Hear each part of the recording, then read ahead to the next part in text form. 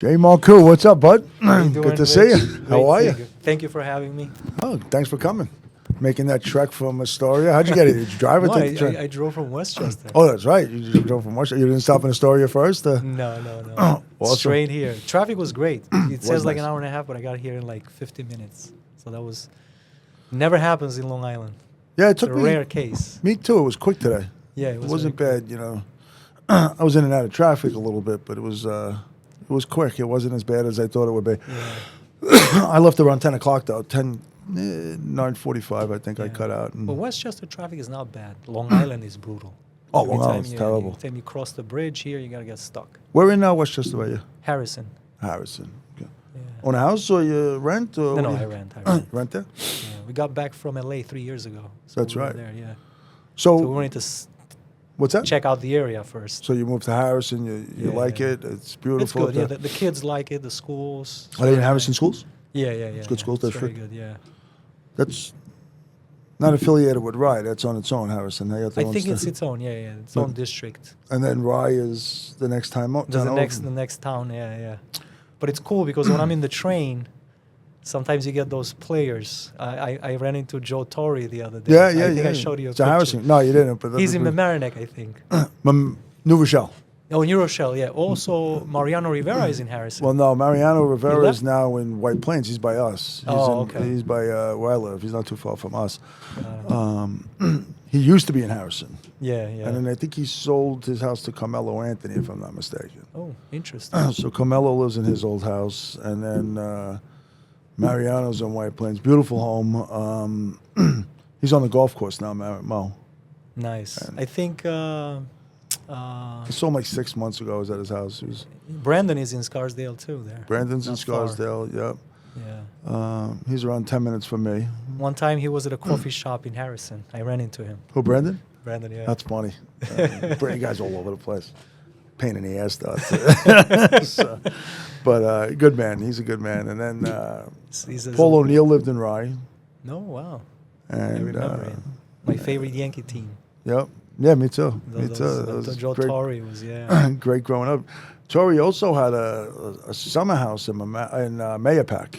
Hmm. He lived on the lake. Nice. And I used to see him when we lived up in Mayapack. I used to go out for coffee at a deli right on the lake, and he used to always be in there. Great guy. He was Nice. an awesome man, and he's always a gentleman to me. I have not a bad thing to say to him about him or anybody. Yeah, great guy. I mean, I a little- approached him and was waiting for the train. It was like 2 p.m. No one else on the station. Oh, that's awesome. I'm like, Joe Torre is like, yeah, we started talking. I told him, you had my favorite team. I enjoyed those years, even though they lost to the Arizona Diamondbacks and the Horrible. Florida Marlins That's in, right. in the World Series, but they had a great, amazing team. Yeah, I Enjoyed get it, yeah.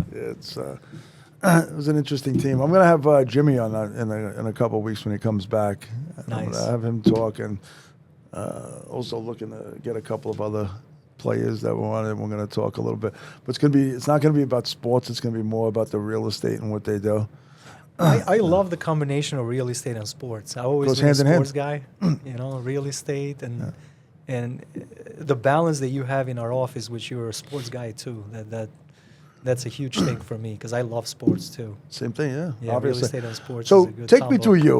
Let's forget about sports for a minute. Let's take you through Jay. Where was little Jay born? Where did he grow up? Oh Where- boy, born. Where'd you in go to school? Born in Albania. Nice. Okay. Yeah, southern Albania. So you're a little nuts, right? So- A little different. So I finished high school, and so it wasn't a good time in Albania. Or '97, they had a little Oh, so you were bit there of, with like Kosovo? something going on there. A little bit riots. It wasn't a good time to be there because I was going to go actually in the capital you were a in baby, though. university. Not a baby. We're Oh, talking you like were- 17, 18 years old. Oh, wow. 97. I was born 81. So Okay. and I thought you my were younger than parents. that. I'm sorry. Yeah, I'm getting old. Yeah, you are. Catching up to me. So, Yeah, so in Albania, lived there up to 18 years old. But in '97, there was some riots going on, unstable government. So our parents decided to send us overseas to college. So I was going to go to the capital. It didn't work out because of the unrest. It wasn't a good time to be there at that time. And they sent us to Milan. So Oh, wow. It was actually like know. 5-6 students from my class that went to Milan, Rome, Florence. We went to college there. So I went and I studied computer science. Oh, wow. Yeah, computer science. I didn't like it much. No. But before going to college, my family from my dad's side always been in the business. They're traders. So they always used to go to Turkey, China. What did they trade? So they traded different sort of things, from shoes to gold to garment. That's interesting. To appliances, TV, stoves, whatever they could get their hands that they thought it would work to bring it back, they did it. So during the summer, my mom would send me to work for my dad, and all my friends would play. I used to hate it going to work. But guess what? Now that I'm a man and I see, between school and the years that I worked for my dad, those were like priceless years. What did you do for Dad? I worked in his business, selling the stuff that he was getting, distributing the stores, selling it individually. So during the summer, like 2-3 months during the summer, I was working for him. Did he pay you well, or did? Actually, he was telling me, like, let's say, for example, we'll take an item, let's say shoes or TV or something. I want 500. Whatever you do above that, you keep it. So I used to sell it over that. I made some good money. My mom actually, I didn't even know, but she told me she would put it on the side for me. That's so awesome. When I went to college, she had that money that I had accumulated over the years working during the summer. How many brothers and sisters do you have? I'm the only child. Oh, wow. Yeah, big family, like a lot of cousins. Still have here, Ohio, New York, Florida. Most of them are in Clearwater, Florida. Oh, wow. Yeah, but I'm Well, the only Almonk's a child. big Albanian. So, They're everywhere. but Almonk's a very heavy Albanian yeah. area, right? And then you have relatives in Almonk, or? No, No? not in Arma. And then when did you come to the States? 2000, the beginning of 2001, when George Bush swore into office. Interesting. Yeah, so during the time that he was swearing into office, that's when I came. I came like the early 2001, January, right when they were switching from Clinton to Bush. Okay, so So I was like 19 and a half. so you're right before 9/11. Yes, I was here with the 9/11. 10 months when before that 9/11. happened. Yes, yes. Okay. So you come to the States. Are you in New York? Where are you? LA? New York, or- New York. You're in Came New York. here, had someone that, came here, changed 20 jobs. What did you do? What did you start out? Waiter? Or, I found an employment agency in Astoria. Okay. And I went there, and they said, you pay $100, and then until they find you a job. But they had a limit of trying 3-4 jobs, and you had to pay again. Oh, wow. So she knew me. She happened to be from my city. And every time she would send me to a job, I would be like, I'm not doing this. I would leave, go to another job. And then I went there to her office. She's like, you come here every week. She's like, I'm trying to find every job in the book for you, but you can't stay. Like, what's going on? What kind of jobs do they get? I don't know. Sometimes busboy, Okay. pizzeria, this, that. I would go there. I Paid $100 yeah, I for a remember pizza. one time I was taking an order because they didn't have a waiter. And the guy's like, do you have romaine lettuce? And I'm like, no, because if I didn't know something, I would say no. And then hysterical. the owner comes, he knew them. They started talking, and they're like, oh, Ray, I can't believe you don't have romaine lettuce. He's like, what do you mean we don't have romaine lettuce? Well, you guys said we don't have romaine lettuce. That's the best. So you weren't I that just good of didn't know a what he was. you weren't that good of a Yeah, waiter. and then or- another time they said I need onion rings. I go in the back, I cut the onions, and I give him the rings. That's awesome. I didn't know it was onion rings or fried onions. So That's so good. that was hilarious. That's cool. I've done some cool stuff. Another awesome. time, this is a hilarious story. So I started working. That was like my main first job. It was in a pizzeria. It was on 5th Avenue and 14th Street. Okay. The guy that was working there, a Greek owner, but the guy who was working there was also Albanian. So he kind of helped me to get into it. Yep. And the employment agency said, well, always when you go for an interview, say you have experience. And I'm like, So why? The guy at the pizza there to work for the pizzeria, making orders, by slices. And a busy area, 14th Street, 5th Perfect. Avenue. Yeah. He's like, do you have experience? I said, of course. The other Albanian guy knew I had no experience. When I would put an order in the oven, you have to shove your hand in the oven to make sure you take out the pizza when Sure. it's warm. It was like an oven, like this narrow. I was putting my arm. I was like, oh my God. And then I would put it. The first week I had burns everywhere until I awesome. got used to it. That's so And funny. then one time, I was always like trying to be creative, never the physical. I always hated physical work. I for some reason, like construction, I tried, I couldn't do it. One time he tells me, go to the basement and bring me like 10 trays of doughs. Because every time when they run low on doughs, you know, they have those doughs of trays, like big trays. Yep. And he's like, bring me like 9 or 10 of them. Take the dishwasher guy and bring it with him. So we go down, I go to the freezer. The guy follows me, doesn't speak English. He's only Spanish. I mean, he was Mexican, I think. And then I told him, you know, ocho para ti, ocho para mí. You know, I told him 16. He takes 8. Short guy, but he's very strong. He takes 8, climbing the ladder, you know, I mean, the steps from the basement. I'm coming behind with 2. He sees this guy, he's trying to, you know, carry Struggling. eight trays. It was heavy. And I'm behind with 2. They started laughing. That's hysterical. And then at the end of the shift, he's like, all right, now, I didn't usually close the place, but it was a couple of times that I had to close the place. And then, of course, you had to clean around, bring the chairs, put them on top of the table. I had been here for like 6 months. The Greek guy is like, all right, so now do this, clean them, and bring the chairs up. I open the chair and I sit down. I thought he said you can relax and sit down. He's fucking amazing.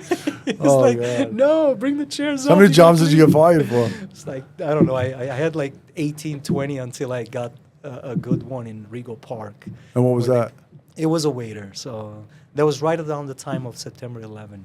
Wow. So that so I had must to have been go. class. I wish I knew you then. Yeah, I was living in the Bronx at the time. That was the person that I came from Italy, temporary, and I was working in Regal Park as a waiter there. Awesome. So So now that was like my happy job. Being a waiter was a big accomplishment as an immigrant. in the it is. United Well, I'm States. sure it is. It was a huge thing. Yeah, you made a lot. I'm sure you made decent money, right? Yeah, it was good. It was good. as a So, waiter. so 9/11 happens. What makes you get into the real estate business? So, when I was here in that job as a waiter, I went to get because I saw now in the restaurant business, I'm learning the business, I'm a waiter now, but I like to be a bartender. So I went and got my course. And the course in the city, they also send you to find jobs. Besides graduating you from the bartending license, they also send you to interview for jobs. So I got a job in a nice place on 45th and Madison, Prime Grill. I think it's still there. It's a kosher place, steakhouse, Okay. between Madison and Park, or 5th, I think. It was really good, so I enjoyed that job. Then I went to another place, Resetta. So I started getting familiar with the restaurant business. My family here is in their business also. They're in restaurant business, they're flippers in Ohio. So I hear my uncle, he didn't like the cold in Ohio. So he wanted to move to Florida in warmer weather. So he wanted to sell his diner. And I'm like, I'll go. I'll pick it up. I'll take it. I'll try it. You know, I was a bartender. Didn't know what else to do. I was trying to look for the next venture. So I go. I went, that was probably. I went there. He trained me for 3 months how to run the diner. It was hard work, but I learned a lot. It was 7 days a week open, long hours. Diners have a menu like a book. Yeah, I learned a lot. So I learned a lot of, I always actually had the mentality, if I don't try it now in my early 20s, when I'm going to try it when I'm later. So I took the initiative. He helped me take over the place. He moved to Florida. I ran it. I bought it from him, yeah. But he gave me like some money down and then pay a little bit slowly after that. Kept it for 2 years, got tired. I couldn't do it. It was too much work. Wow. And the problem was you couldn't find workers in Ohio. It's not like New York. I had to drive around half an hour to find people that could work in the restaurant. It was very difficult. Very difficult, yeah. It was the locals, that the American Midwesterns that you had to hire. There's not many immigrants like New York when they come 1, 2, 3 and they help you. So that's when I realized it doesn't matter how good you are. If you don't have enough help, it's very difficult to do it alone. You always need people to help you to get something. So I got tired with that. I sold it. A Mexican guy bought it for a Mexican restaurant. I came back and I'm like, don't know what to do. I was looking on Craigslist and I see an ad. So I came back to New York. I was there for 2 years. I love New York. I always wanted to be in New York. I was looking at ads different ads, acting, this, that, whatever it could be. I'm like, let me try. And I ran into this ad that's saying, we hire real estate agents with no license. We will teach you and train you. And it was a Japanese company in Midtown. Oh, wow. So I'm like, I reach out, I send an email. And he says, when can you come for an interview? I said, I can come today. He's like, okay, went there at 4 o'clock. I had come from Ohio like a month before that. What part of Ohio? It was in around Cleveland. Oh, so where Matt's It's from? called Strongsville. It was an area like So not too far from 10 Matt. miles from. Yeah. So when I spoke to Matt, Matt knew the areas. I knew the area that he grew up. So we kind of like hit it off a little Okay. bit. Yeah, he knows the areas. And here, when I interviewed with a Japanese guy, he said, what did you do? I didn't tell him I owned the restaurant. Usually, I knew you don't want to say, like, I'm an owner. Nobody wants to hire somebody that, they don't need a boss. They need somebody to work, So I said I was a bartender and a manager. That's what I told him. I ran a restaurant. He liked the fact that you come from restaurant industry because you know how to communicate with clients. And when I was a bartender, Service, I enjoyed talking about sports all day, and I loved it. It was great.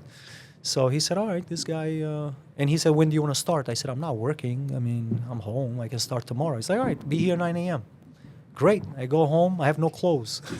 No clothes. I had no clothes for office. Yep. Everything was in the restaurant is different, I'm like, damn, I got to get shirts, suits. So I run into Steinway. At that time, I was living in Astoria. So I run into Steinway, 7:30 p.m., 8 p.m. I get a couple of stuff, and I'm ready. 9 a.m. in the morning, I show up. He has his division there, starting to learn. He's teaching me. At the time, it was 2005. He's teaching me how to post on Craigslist. That's so funny. And Craigslist was free. So you're doing rentals. Yeah, they were doing rental sales, but rentals is the way to get in Sure. and how to make quick money.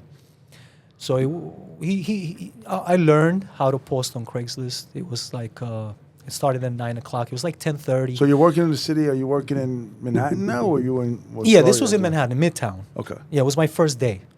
So my first day, an hour and a half later, I know how to post on Craigslist. Everyone is out meeting clients.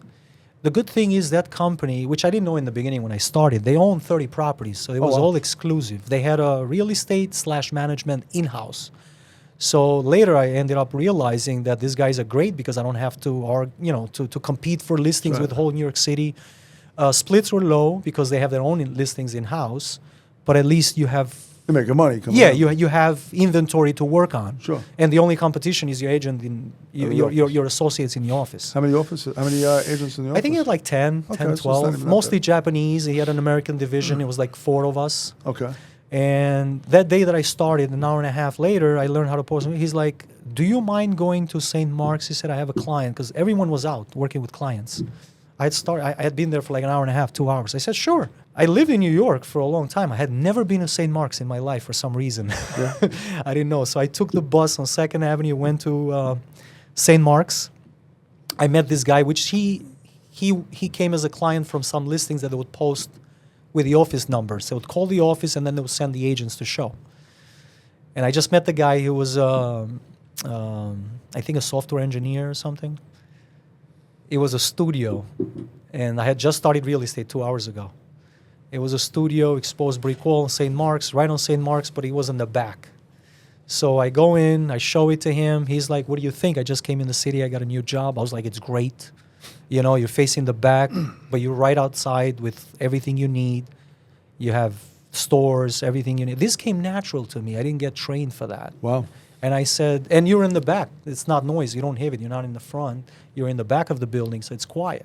Perfect. He's like, what do I have to do to apply? I don't know. I just started. I'm like, well, let's go to the office. I said, it's how far is it? Because I'm on my lunch break, he says. And I just started this job. I don't want to, I can't take a break. I was like, we're on 42nd Street. Take the train 10 minutes and We're there. just put the application down because somebody else may take it. And that's it. And he comes, Grand Central, walking another 10 minutes there. He's like checking the time all the time. As soon as I come in the office, everybody was like, this guy came with a client in the office already in 2 hours. It's awesome. So my manager gets in. He stayed another hour there filling out paperwork. He called the office. I'm sorry, I got an apartment. I'm running late. We closed him. That's Closed awesome. him. They charged him 15%. I had just started. And I remember I made like $400. Which is I'm like, in 2005, I'm like, $400? And I took the bus from from 45th Street to 8th Street, and I made $400. I'm like, this is amazing. Even in a restaurant, I won't make this with so little effort. To me, a lot of people, it's hard, but to me, because I kind of had that, Yeah, of course. it comes natural sometimes. So that's why I think it doesn't matter what business you're in, you got to have it in you. Doesn't matter how much they teach you. Sometimes it has to be natural. I agree. Even with attorneys. Yeah, I agree Sometimes with you can go meet attorneys, and they're quiet. And I'm like, I made some mistakes when I was, in my young age, 19, 20. I hired many attorneys for cases that I needed. They were sleeping, and I didn't know. And many times I lost. As I grew, I obviously in the United States made me a man. I came at 19 when I was a student. And now I hire only dogs, tough, and I win all the time. So I'm like, with any business, you have to, the people got to have it in you. Doesn't matter which school or, how much experience. Sometimes you got to have it as a personality. So how long were you in this company for? I was there for 8 years. Oh, wow. You spent some time there. Yeah, I was 8 years. And I remember my peers, some friends of mine started with different companies. They would make even 60, 75, 80, and they were happy with those. But they would close one deal a month because they had to chase it, open listings. Sure.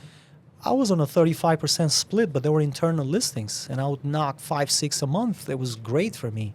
That's awesome. So I stayed with them. And then during the financial crisis, 2008, that's when I grew my business.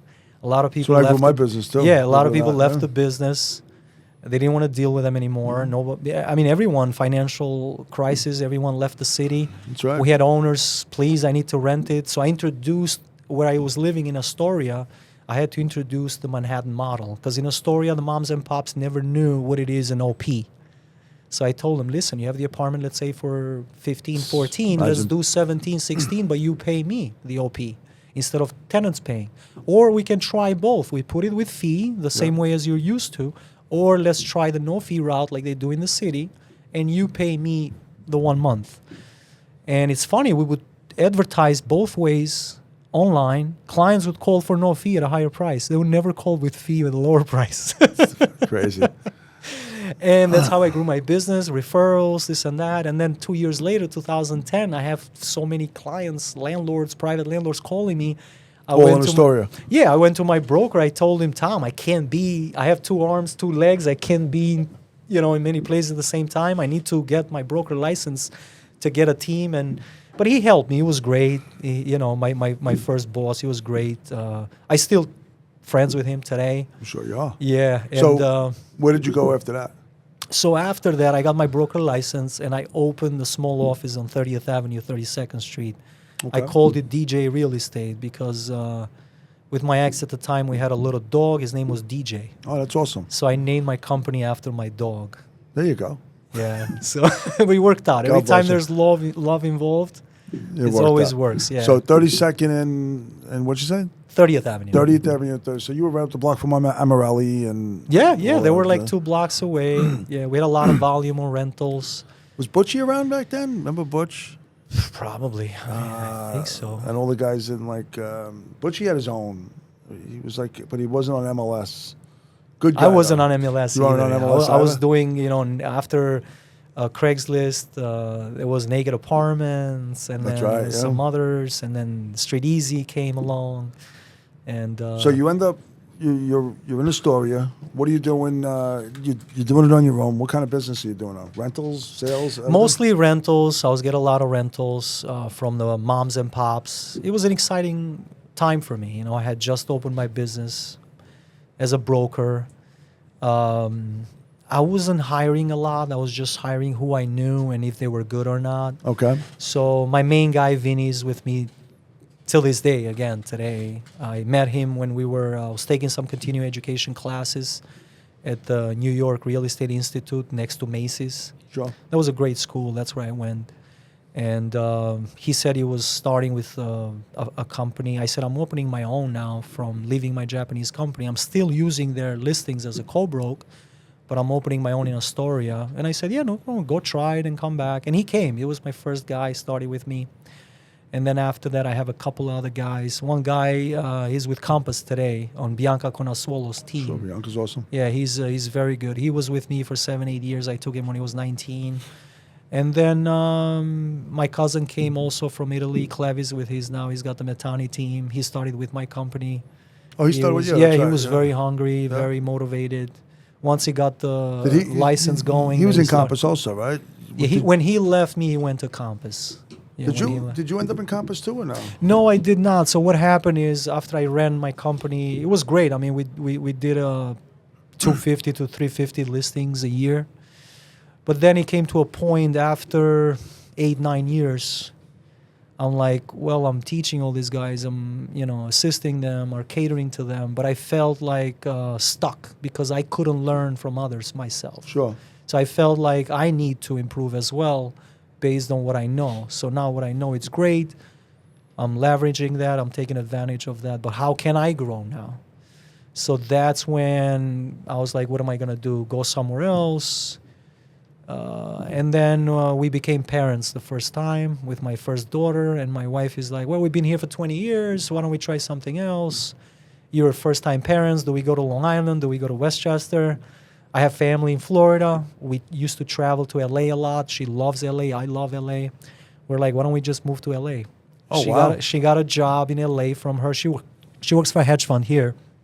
So they found her in a position with a law firm there, Latham & Watkins. So she had a job set. And I'm like, all right, let's just go there. I'm not shutting out my office. I'll have Vinny run it, and I'll assist from there virtually. And we made the move to LA, and I started working with Marcus and Millichap. Oh, wow. I was Didn't know that. pounding the phones, doing 500 calls a week, like crazy. Okay. I was second in the nation. That's awesome. Yeah, I couldn't beat one guy. He would stay 24/7 in the office. He's someone.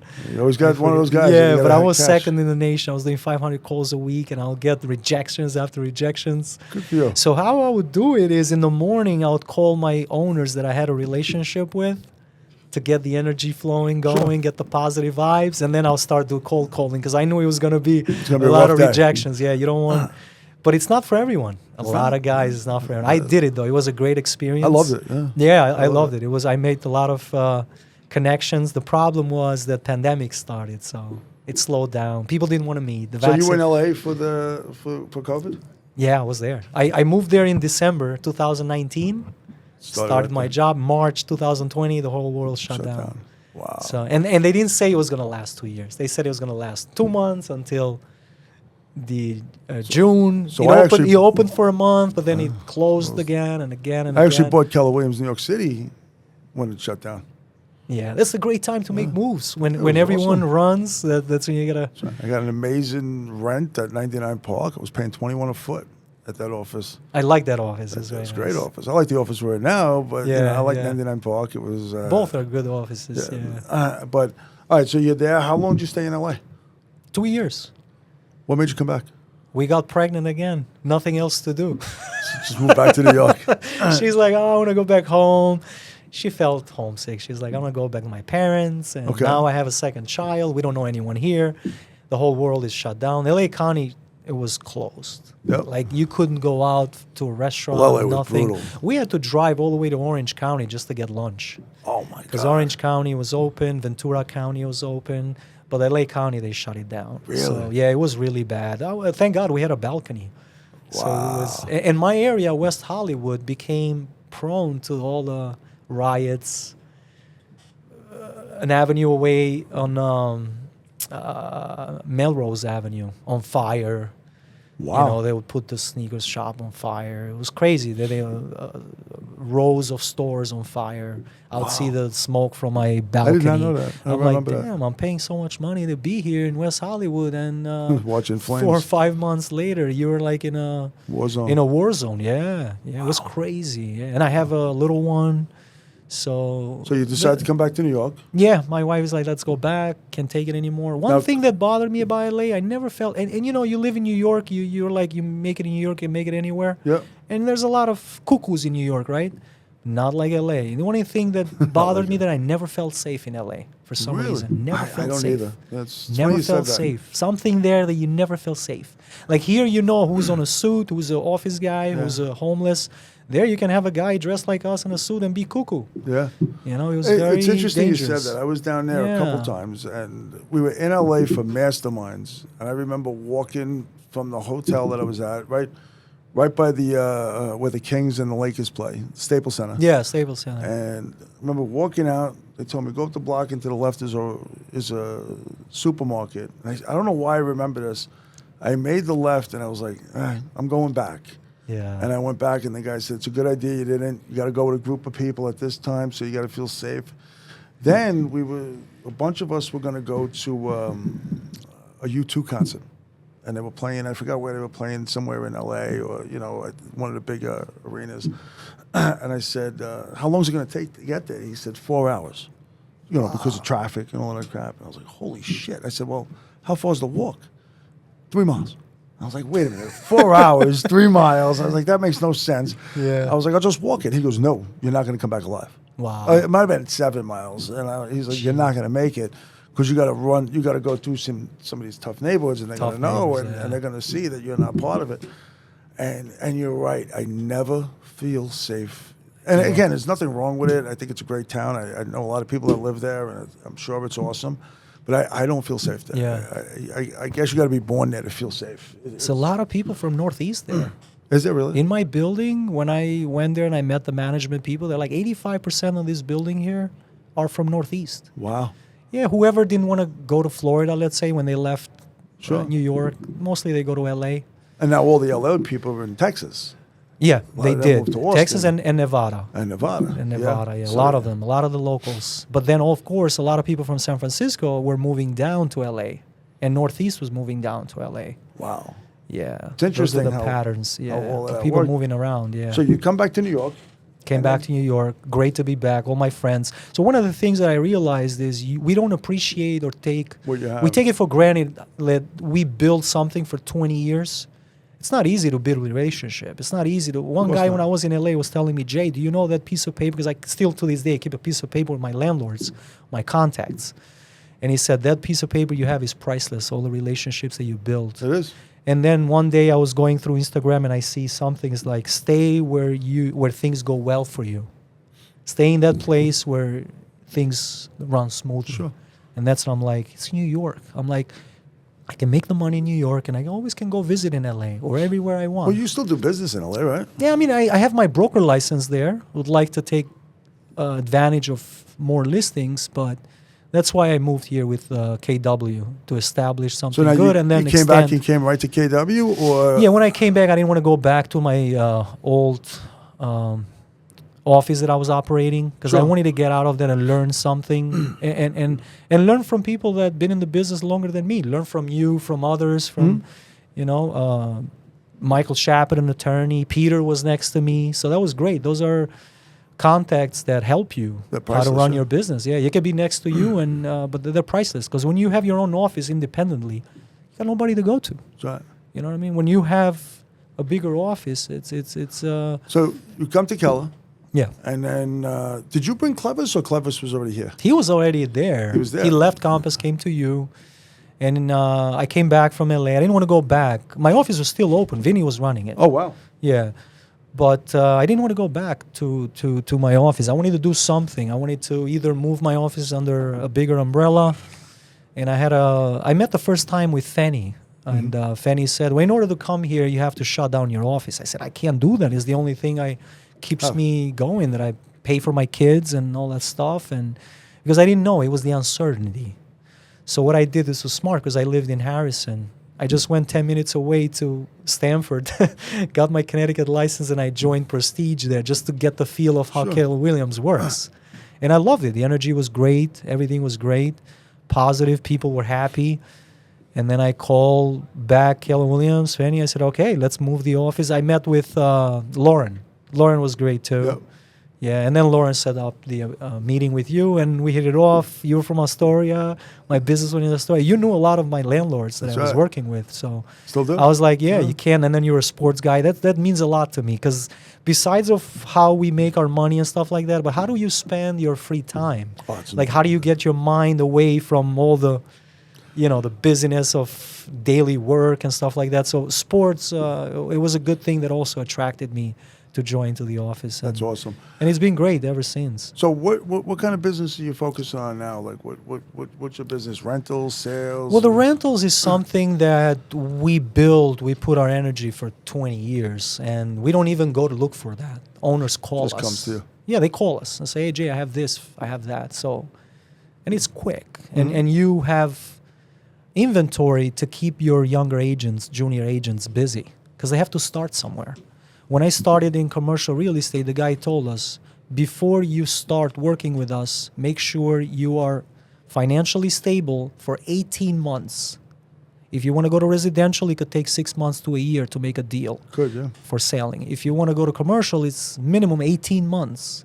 Wow. So when I moved to Keller Williams, I'm like, I have the rentals. I can help the junior agents to get the ball rolling. And then from there, you shift into build into sales, buyers. And it worked out great in the beginning. I was doing the cold calling and all that stuff. I got a lot of listings. We did pretty well. We closed. We also still have the rentals division. Right now, I kind of slowed down a little bit, only because I spend so much time with my family. This is a good thing. Yeah, with my kids, and I still have the business coming from landlords calling us, but I should do better as far as procuring more business, having a guy that does the calls. I tried it for a little bit, but I feel better when you have the experienced guys do the calls. Sure. Because, calling owners, sellers, landlords. I've always been a listing team, but we should leverage the buy side, because I feel like with teams that do selling and buying, when they deal with listings and buyers, 50 to 75% of their closings are from buyers agents. It's a huge market out there for buyers. We just don't leverage it as much. We should. Right now, I'm in contract right now. I'm representing a buyer, but I don't do it as much. I usually like to be the listing side. And most of the landlords I worked with, they have big multifamilies. They're getting old now. I've been here for 20 years. Kids are established already. They don't want to take care. So I usually get those listings. Most of them sometimes off market. They don't want to make it. Market must be crazy though, right? Yeah, they don't want to. Yeah, they don't understand also the reality. Everything now works with cap rates. Sure. Why would I invest in a property $5-10 million if I don't get my 7+ cap rate? Because the interest rates are 7%. But, sometimes is that you have to educate the sellers. Sometimes they say, oh, but I did this and I did this to the building. Well, I mean, you have to. Those are the local laws that you have to comply. But you have to understand, if somebody is going to invest, they need to get their return. Otherwise, why would they buy this property? Unless they're in a 1031 exchange and they just want to park their money somewhere. It was interesting. When I was coming into the business, especially in Astoria, it was always strange to me, because the city, at one point, when my aunt showed me how to do the business, it was 10 times the rent roll. Yeah. Don't buy anything more than 10 times the rent roll. And then I remember going to Astoria, and I put a bid on the property, 10 times the rent roll. They're like, what are you, out of your mind? They're like, it's 30 times the rent roll. I was like, what? In Astoria? And, I never really bought the bigger buildings in Astoria. I usually bought the 2 to 3 families. So I had a bunch on Those are the 14th best. Street and that area. When that was coming up, when Lower Astoria was, cranking, so we owned a bunch of stuff, like I said, on 14th Street, 12th Street, and, that little pocket. Is that the one close to the park? Yeah, closer to the park. Mm-hmm. It was really on the Broadway to like 30th Avenue, right in that area. That's where we really focused. And By Costco there, it's close. Costco's there now on Vernon Boulevard. That's right. So we own just a little off. And my goal was, I wanted, like, on 30th Drive, there was this one little area where it was R6 zoning, where you could build up if you had all 3. So I constantly kept flipping the same houses over. It was really, I made a decent amount of money doing it. Yeah. Learned a lot in Astoria, growing up there, and, that's where your roots are from. So it's like, it was pretty cool knowing the people, getting the deals, and seeing the same people that you grew up with now owning this, and you're dealing with people that you know. So it was relatively easier for me. It's interesting, though. The one thing I kind of regret is I don't have an office there. I agree. Because I had the exit office there when I first started. Yeah, I think And you then we got told rid me. of that, Yeah. and- But Astoria is a big. It's a big area for youngsters It is. because it's a foodie area. Yep. So I feel like what we see that happened in Williamsburg, Greenpoint, those areas just took off. Sure. You can't even touch them now. What? I feel. I think even- Long Island City started first, though, right? Was that the first one Yeah, to really yeah. take That was a off? that like- commercial. It took a while convert to residential. People didn't feel safe, but the buildings by the water, the Avalon, That's what TF started. Cornerstone, they changed the area. That's right. I used to live there for 8 years, and I loved it. It was very nice. I'll tell you a Right funny before I story, and then we got to wrap up. But it was interesting. I had a 6 family that was buying there. One of my best friends growing up was a cop in the 108. And I called him up and I said, Jim, if I get this building, I want you to do me a favor. It's filled with crackheads right now. I need you to clean it up. He goes, it's unfortunate. We're not going to be able to clean it up. This is when it was a really, still a bad area. The buildings didn't go up yet. And I said, I'm getting this building for $450,000. Yada, yada, yada. Rich, don't waste your money. We're not going to be able to clean it up. Fast forward, 6 months later, that same building sold for $2 million. Wow. 6 months after I put the offer in, and I had it at $450.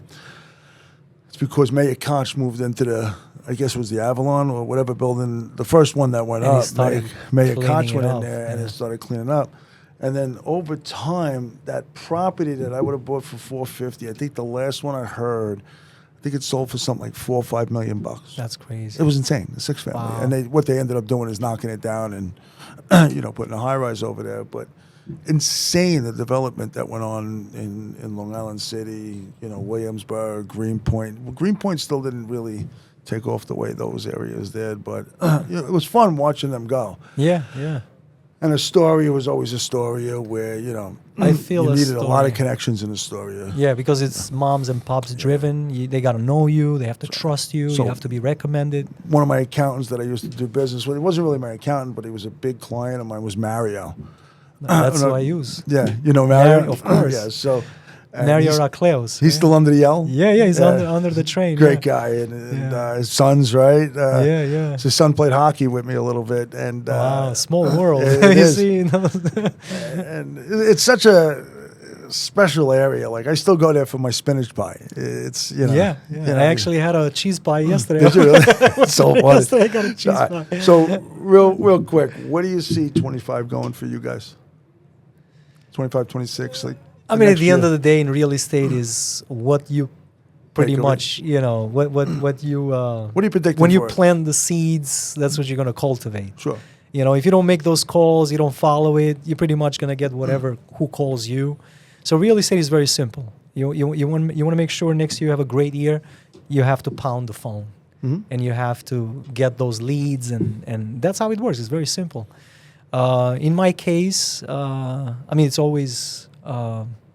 I'm always positive. I think it's going to be great.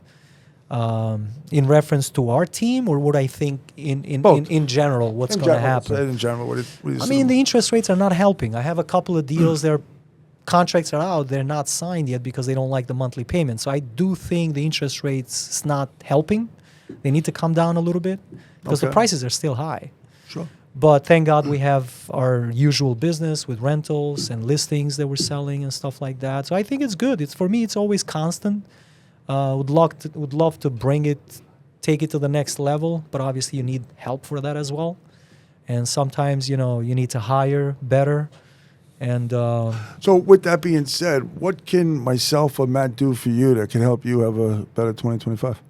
I mean, I think you guys are doing the best you can. I think it comes down to me now. I can't, in order for me to get better, it has to come down to me. The only thing that I look for help sometimes is usually marketing. But marketing, if you need help, it's there. Julia helps sometimes. I reached out to her multiple times. We have the girl in the office as well that helps. Everybody's pretty helpful. It just comes down to me getting somebody to do more calls and all that stuff. So you just need me to come by and kick you in the ass a little bit. Yeah, That's it. I need some. So sometimes I need also someone to make me feel accountable. Because even though I do that to my agents, but I also need that too. It's funny. I've been working. I don't know Yeah. if Clep has told you. I've been working with him a lot. Yeah. He's amazing. I love him. I think he's great. Well, he's a hustler. He hustles. He's a go-getter. He's always out there. So You know? yeah, but I started coaching him a little bit, and I learned a lot from him. And I saw him yesterday in the hallway because he just got back from Italy, and I was like, we got to start back up. He's like, yeah, no, because He's doing great. He's doing great. phenomenal. He's doing amazing now. Yeah, God he's bless him. pounding those phones. I spoke to him yesterday. He's like he's got to grow. He's got to build on that momentum because he's got a good momentum It going. really does. So, one more question: why are you so bad in fantasy football?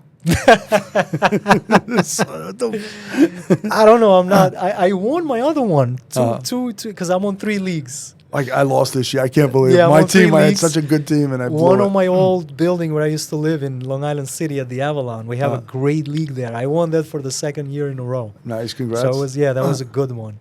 But with our league, it took me a while to get used to how you have to strategize. Well, I think what's his name? Because I think they were Taking the running backs. Yeah, they were shoving the running backs in the bench. That's right. And you have no options. I remember at one point it was a very crucial game, and Ivana was on a The trade. playoff Oh, run. right.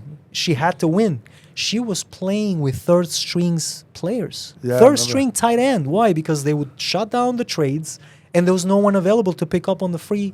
That's So right. I feel like they have to change the setup of the fantasy. Who won this Make year? more players available. The same guy, Milton. again. I think he's like the 4th, 5th time the guy is winning. That's awesome. And he God still bless. doesn't take us to Peter Luger's like he promised. Exactly, yeah. He's freaking stealing our money. He actually, I couldn't believe the team I had, and it just went to shit. You had a great the last team. couple I mean, weeks. Cincinnati was on fire because they had to make the playoffs. So they were putting up 40, 50 points every Yeah, week. It was amazing. Burrow and Chase they were killing it. But anyway, look forward to watching what you could do in 2025. I'm excited to see I'm you. glad to be here. Looking forward to seeing what you could do. Love you. Thanks for being a part of us. Thank you. Look forward to Thank you. 25 with you. Looking forward. Yeah, likewise.